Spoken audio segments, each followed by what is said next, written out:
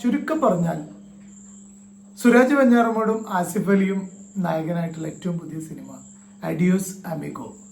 ഈ സിനിമയുടെ ഒരു ഇതിവൃത്തത്തിനെ നമുക്ക് ഇങ്ങനെ നിർവചിക്കാം. നവാഗതനായ നഹാസ് നാസറാണ് ഈ സിനിമയുടെ സംവിധാനം നിർവഹിച്ചിരിക്കുന്നത്.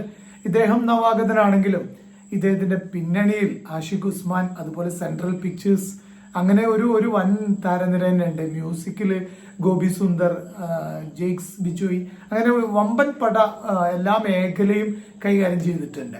അങ്ങനെ നോക്കുമ്പോൾ മികച്ച ഒരു പിന്നണി കൂട്ടുകെട്ടുള്ള ഒരു സിനിമ എന്ന രീതിയിലാണ് ഇതിനെ കാണേണ്ടത്. നമ്മുടെയൊക്കെ ജീവിതത്തിൽ നമ്മൾ ചിലപ്പോൾ ചില ആളുകളെ പരിചയപ്പെടില്ലേ?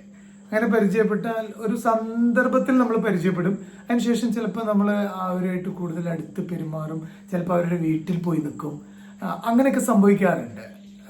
അപ്പൊ അത്തരത്തിൽ ഒരു സംഭവമായിട്ട് ഈ ഒരു സിനിമയുടെ ഇതിവൃത്തത്തിനെ വേണമെങ്കിൽ കണക്കാക്കാം.